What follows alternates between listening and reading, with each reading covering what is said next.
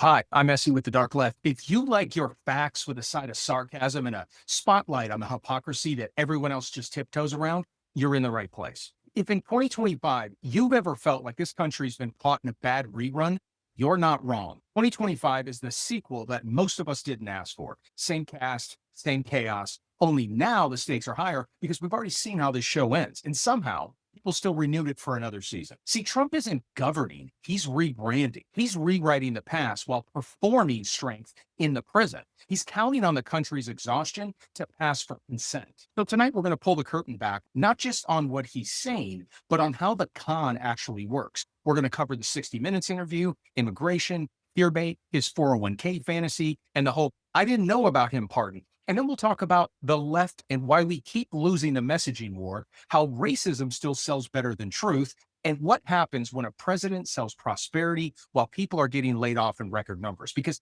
it isn't chaos by accident. It's the same story told louder. So let's start at the top. Okay, the first part of this interview. I know your time is limited, so I do want to make sure I get through more of these topics. Sure. Immigration. You campaigned on immigration. You largely won the election on a promise to Did a close great the job, border, don't you think? and you succeeded Yeah. on that. Illegal crossings at the southern border are at a 55-year low. More recently, Americans have been watching videos of ICE tackling a young mother, tear gas being used in a Chicago residential neighborhood, and the smashing of car windows.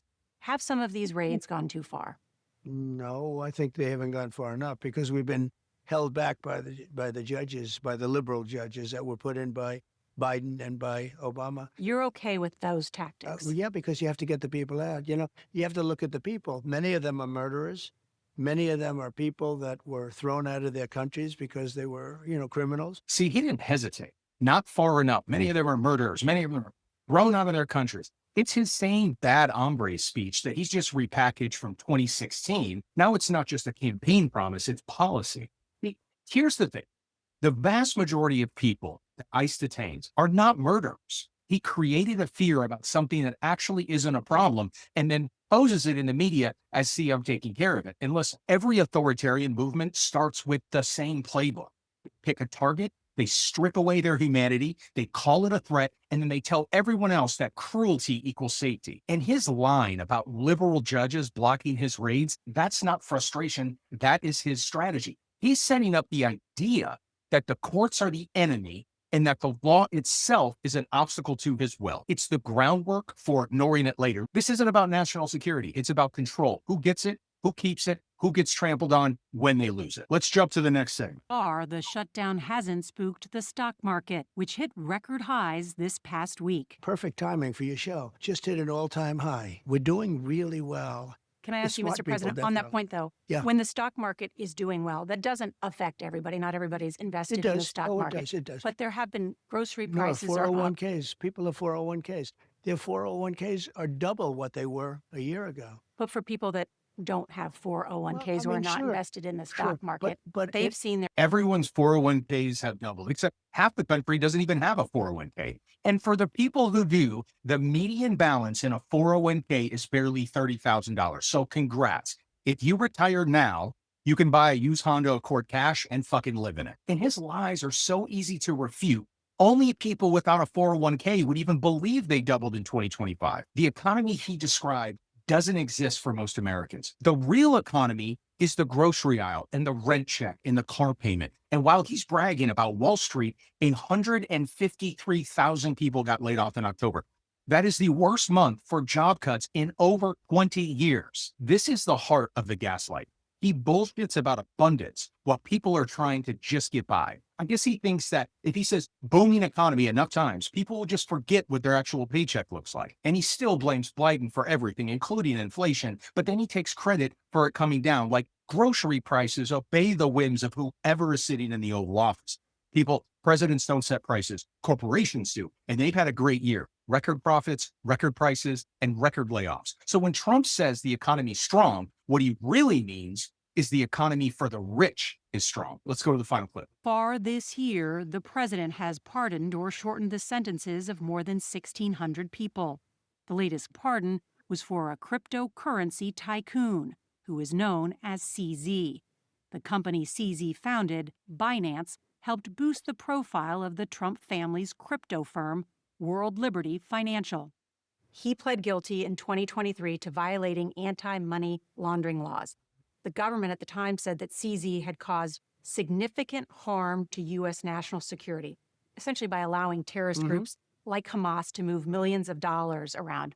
Why did you pardon him? Okay, are you ready? I don't know who he is. Of course he doesn't know who he is. A billionaire convicted of laundering money for terrorist groups gets a Trump pardon, and when asked, Trump says, I don't know who he is. Isn't that a bigger problem? That you would pardon somebody who is laundering money for terrorist groups? That you don't know who they are? You don't know who you're pardoning? And this is the same guy who just a few months ago attacked Biden for supposedly not knowing the people he pardoned. But see, it's never hypocrisy when Trump's the one doing it, because in his world, there's no such thing as a double standard. There's Trump and not. And this is the story of his second term. Selective amnesia has become a political strategy. I don't know him. I never said that. It was taken out of context. It's not about truth. It's about erasing accountability faster than people can actually fact check it. And when he pardons a billionaire money launderer, it's not mercy, it's business. All right, now let's talk about the problem on the left when it comes to messaging, because part of this mess is ours. You see, the right repeats its lies like a chorus, and the left responds with a fucking dissertation. You cannot beat propaganda with a PowerPoint. Fox News and Newsmax figured out a long time ago that repetition builds belief. They slap a label on something like woke or radical or socialist, and then they repeat it until it sticks. Meanwhile, the left is out here writing 800-word think pieces trying to prove a point to people who stopped reading at the headline. When Trump lies, he's not debating, he's branding. He is giving his followers a short script enough to chant. Meanwhile, Democrats are explaining context like they're auditioning for a TED Talk. People don't want a 10-minute argument. They want a sentence that hits, one they can remember, one they can repeat. But the bigger problem isn't just strategy. It's ego disguised as purity. The left had become the fucking word police, dissecting language like it's a crime scene instead of actually fighting the people committing the crimes. We cannibalize our own because someone used the wrong term or someone said something imperfectly. We treat mistakes like betrayal instead of corrections. And in the process, we drive away the very people that we need standing next to us. You can't demand human perfection from imperfect humans. People screw up. They say the wrong thing. I do it all the time. What matters is intent. Are you with us or are you with them? Are you trying to make it better or are you trying to tear it down? We don't have to agree on every phrase to fight for the same future. And every time the left hesitates to call something what it is, whether it's racist or corrupt or just flat out bullshit, it gives them another inch. And every time we eat our own for saying something the wrong way, we hand the right the whole yard. And I'm not saying abandon nuance. I'm saying lead with clarity. You can have all the data. Just don't bury it inside an apology. The right made repetition their weapon, and the left needs to make truth its shield. Say it short, say it plain, say it again, and maybe for once, say it to each other before you start saying it at each other. All right, I'm going to jump to this woman, and wow, she is a doozy. And you tear your hair out by the roots. You put every sort of chemical on your hair to straighten it out, despite being so proud of being black. And then you wonder why you have alopecia. And then you guys fight all the time. And yet you wear massive hoop earrings, you wear weaves in your hair, you wear fake eyelashes, you wear fake nails. All of these things are not conducive to fighting, okay? So let me give you advice. Let me turn this racist stream around into something positive. She's pathetic, but also calculated. You know, she went viral a while back for dropping the N-bomb, and after her 15 seconds of fame, she has continually tried to recapture the attention of the right. In MAGA world, outrage is a business model now. Every racist meltdown is like a lottery ticket. The angrier people get, the more the algorithm rewards it. And it's not just ignorance, it's income. And the anti-woke crowd eats it up because it gives them a villain they can cheer for without saying the quiet part out loud. Blackface used to be a minstrel act. Now it's a live stream from some lady who's a morally bankrupt, unemployed racist with a fucking ring light. She's not an outlier. He is a mascot for a movement that calls hate honesty and cruelty courage. And they don't want a conversation. They want validation. She can act like every black person does all of these crazy things with hair and nails and weaves or whatever she wants and pretend like every white woman is fresh out of a fucking cornfield. But what she's doing is proving that in America, racism is buried. It's monetized. And if you guys haven't seen it, the recent polls for Trump are terrible. His lies are wearing thin because reality is catching up with him. Every major poll has Trump underwater. Economy, foreign policy, immigration, you name it. Independents are peeling off. Even some of his base is quietly admitting the show's lost its magic. They're realizing the strongman act only works when things feel strong. But it's hard to cheer for prosperity when you don't have a fucking job. You can gaslight the public for a while, but not forever. Because eventually people start trusting their bills and their bank account more than bullshit and broadcast. And once you lie to someone about their own life, their job, and their bills, and their experience, and their future, you don't get them back. This isn't an awakening. It's the gravity of reality setting in. He can't lie his way out of someone's life experiences, no matter how much spin he puts on the words or how much makeup he puts on his face. Now let's step back and look at all of it together. Immigration raids framed as heroic, markets presented as miracles, racism repackaged as comedy. Every one of these stories serves the same purpose: confusion.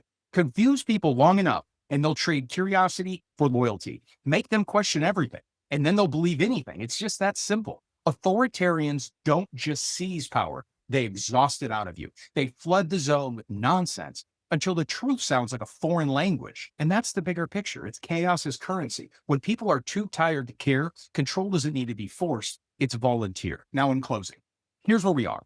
A president narrating prosperity whilst pink slips are piling up. A media machine that trades truth for clicks. And a movement that treats hate as a heritage. And an opposition that still thinks facts alone can win fight. This isn't about politics anymore. It's about perception management. Conservatives don't need to prove they're right. They just need to make you doubt everyone else. But clarity still cuts through. You don't fight propaganda with patience. You fight it with precision. Call a lie what it is. Name the pattern. Refuse to pretend that this is normal. They call this patriotism.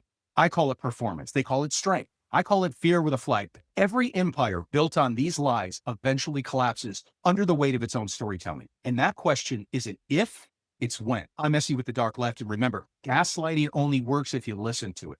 Move toward truth. And as always, I'm not the Dark Left. Together, we're the Dark Left. Please join me in stepping out of the dark and into the fight.